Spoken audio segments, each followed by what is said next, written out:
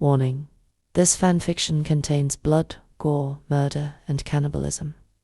Materials in this fanfiction may be disturbing to younger audience.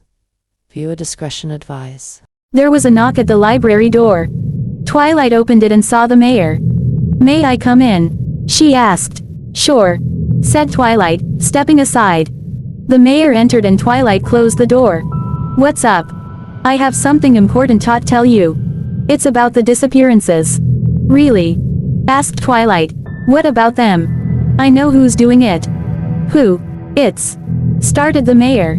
"I'm not sure how to say this." "Just tell me." "It's Pinkie Pie." "Pinkie Pie?" asked Twilight. "Yes. I saw her do it." "It's what she does." "Does?" asked Twilight. "What does she do?" "I saw her kill some pony." Twilight's jaw dropped. "She said if said anything, she'd kill me, too." "No," said Twilight. "Not Pinkie Pie." "It doesn't seem likely, does it?" said the mayor. "But it's true. Your friend is not what she seems. She has another side. A darker side. A side that has taken her over. She's no longer Pinkie Pie. She's become pinkamena." "Pinkamena?" asked Twilight. "Isn't that her full name?" "Pinkamena is the name she's given her darker, more violent side." "Are you sure?" Twilight asked. "Yes," answered the mayor. "I'm sorry." Twilight said nothing. "And she has your friends." "What?" asked Twilight. "She has Rainbow Dash and Rarity. If you hurry, you may be able to save Rarity." "What about Rainbow Dash?" asked Twilight hesitantly. "There's no guarantee she's still alive. But you can still save Rarity." "Rarity?" asked Spike coming down the stairs. Twilight turned to look at him. "She's in trouble." Spike was panicky. "We have to save her." "And we will, Spike," said Twilight. She turned back to the mayor. "Thank you for telling us. Now, be careful." "I'm already dead," said the mayor. "I was dead the moment I told you." "Huh?" asked Twilight and Spike in unison. "She hears and knows everything that goes on in Ponyville. I just couldn't take it anymore. I figured if I said nothing, I'd be just as responsible for the deaths as Pinkie Pie. Some pony had to know." "That's very noble of you," said Twilight. "But rest assured, I'll stop her before she can hurt you." "Thank you for trying," said the mayor, opening the door. "But like I said, I'm already dead." With that, she left. Twilight stood there for a moment before looking at Spike.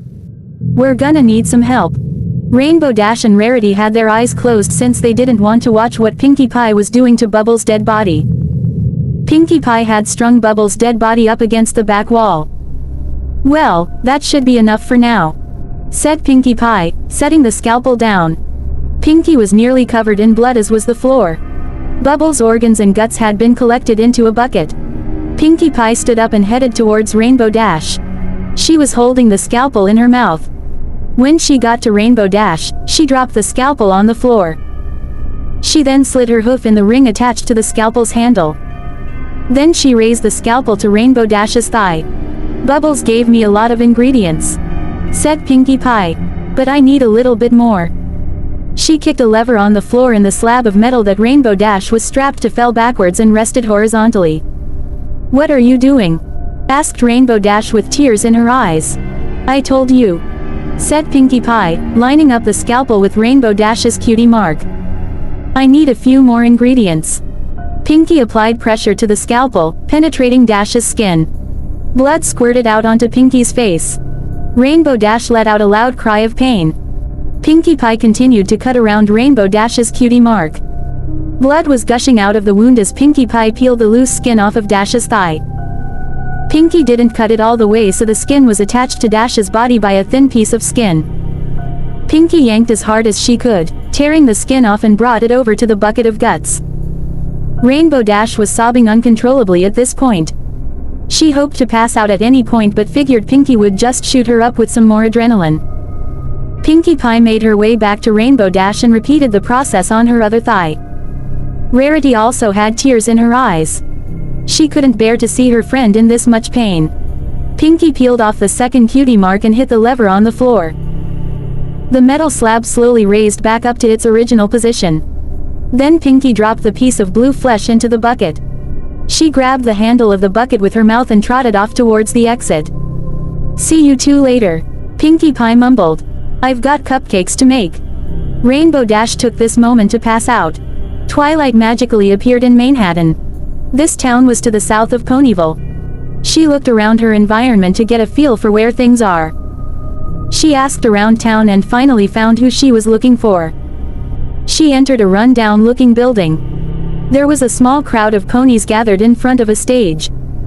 Twilight stayed at the back of the crowd and waited. Soon the lights dimmed and the curtains opened. There was a stool with a magician's hat on top of it. An explosion of smoke appeared on stage. When it cleared, a blue unicorn was standing next to the stool. "Ladies and gentle colts," said the unicorn, "watch and be amazed as I, the great Trixie, perform spectacular magic." She levitated the hat forward so the crowd could see it was empty. She then set the hat back down on the stool and concentrated. She then levitated a bunny out of the hat. She then set it gently on the stage and it hopped away. Trixie performed some more magic tricks as Twilight watched patiently. When the show was over, Twilight stayed behind as the others left. She headed backstage, only to catch a glimpse of Trixie's tail disappearing through a doorway. Twilight followed her through the doorway and ended up outside. Trixie entered a nearby house and closed the door. Twilight approached the front door and knocked. There was a moment before the answer where Twilight felt like Trixie wasn't going to answer. But, them. "Hello," said a voice. "Trixie," said Twilight. "It's me. Twilight Sparkle of Ponyville." The door opened slightly. Twilight could see a bit of Trixie's face through the crack. "Ponyville?" asked Trixie. "Wait a minute.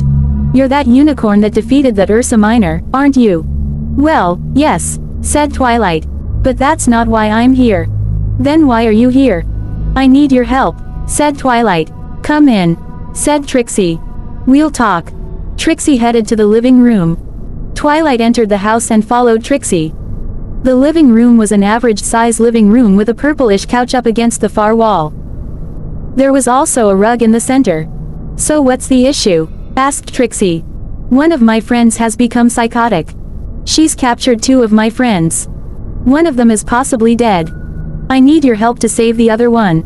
Trixie's eyes narrowed. "Do you think I'm an idiot?" "What?" asked Twilight, shocked. "No. Number?" asked Trixie. "This is some kind of trick to get me to go back to Ponyville, isn't it?" "No," said Twilight insistently.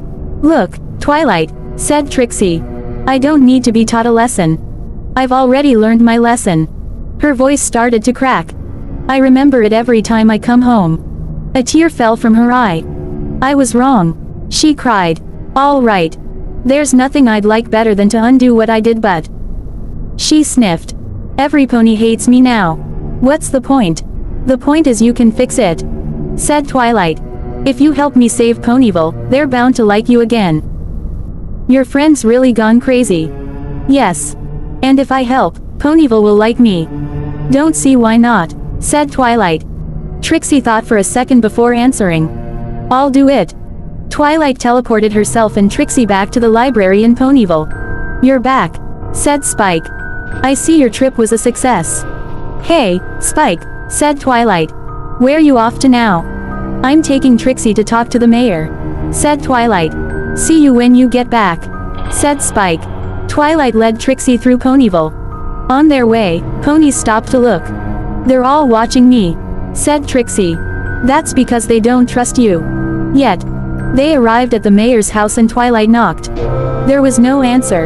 She knocked harder and the door slowly creaked open. The inside was a mess. Tables overturned and glass lay everywhere. The light in the kitchen was on. "Let's check in the kitchen," said Twilight. "That seems like a good idea," said Trixie. "Seeing as how it's the only light that seems to be working." They stood in the doorway of the kitchen and almost threw up. The mayor's body was up against the back wall. A knife was shoved through each of her front legs, nailing her to the wall.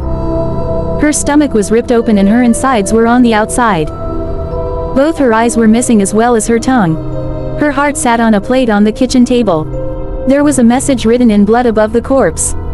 It read, "Losing a friend's trust is the quickest way to lose a friend heart." "This is disgusting," said Trixie. I have to go. Or else I'll puke. She left the kitchen and stood outside, catching her breath and inhaling fresh air. Twilight joined her. We need to tell Princess Celestia right away. Good idea, said Trixie. How? I'll have Spike send her a message, said Twilight. I'll get the royal guard to help us. Where do you think she is? Asked Trixie. Knowing Pinkie Pie. Sugar Cube Corner.